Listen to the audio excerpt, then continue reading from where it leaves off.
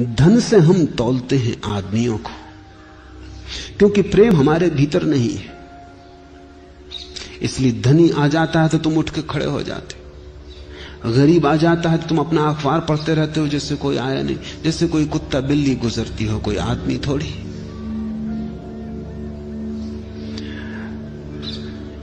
उर्दू के महाकवि हुए गालिब, बहादुर शाह ने निमंत्रण दिया था।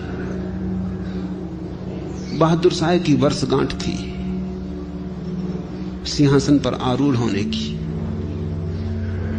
तो गालिब के मित्रों ने कहा ऐसे मत जाओ, इन कपड़ों में तुम्हें वहां कौन पहचानेगा?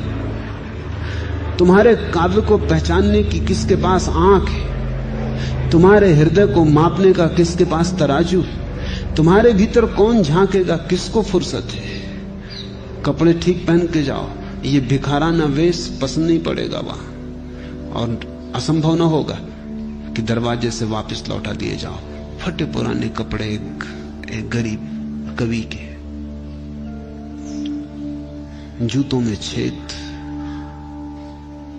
टोपी जरा जीर्ण। पर गालिब ने कहा कि और तो मेरे पास कोई कपड़े नहीं है। मित्रों ने कहा हम किसी के उधार ले आते। गालिब ने कहा ये तो बात जमेगी नहीं, उधारी में मुझे जरा भी रस नहीं है। जो मेरा नहीं है वो मेरा नहीं है, जो मेरा है वो मेरा है। नहीं, मुझे बड़ी बेचैनी और असुविधा होगी। उन कपड़ों में मैं बंधा बंधा अनुभव करूंगा, मुक्त ना हो पाऊंगा। किसी और के कपड़े पहन के क्या जाना, जाऊंगा इसी में, जो होगा होगा। गालिब गए। द्वारपाल से जाके जब उन्होंने कहा दूसरों का तो झुक झुक के द्वारपाल स्वागत कर रहा था, उनको उसने धक्का देके किनारे खड़ा कर दिया कि रुक अभी। जब और लोग चले गए तब वो उस पे एकदम टूट पड़ा द्वारपाल, और कहा अपनी सामर्थ्य को ध्यान में रखना चाहिए, ये राज दरबार है, यहां किस लिए घुसने की कोशिश कर रहा है? तो उन्होंने कहा घुसने की मैं कोशिश नहीं कर रहा, मुझे निमंत्रण मिला है।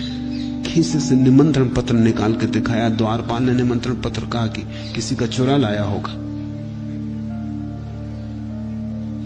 भाग यहां से, भूल के इधर मत आना। पागल कहीं का, भिखमंगे हैं, सम्राट होने का ख्याल सवार हो गया। गालिब उदास कर लौट आए। मित्रों ने कहा पहले ही कहा था और हम जानते थे ये होगा। हम कपड़े ले आए। फिर गालिब ने इंकार न किया, कपड़े पहन लिए। उधार जूते, उधार टोपी, पगड़ी, सब शेरवानी।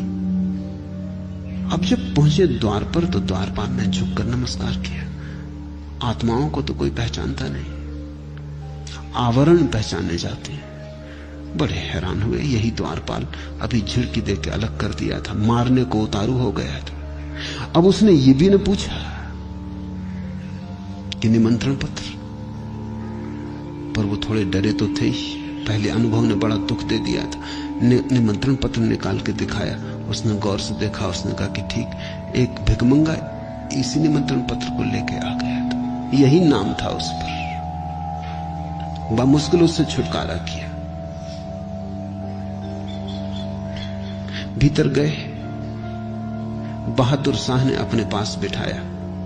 बहादुर शाह भी कवि था, काव्य का थोड़ा उसे रस था।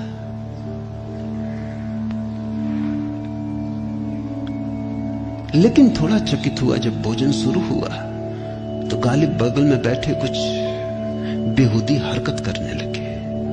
हरकत यह थी कि उन्होंने मिठाइयां उठाई, अपनी पगड़ी से छुलाई, कहा कि ले पगड़ी खा।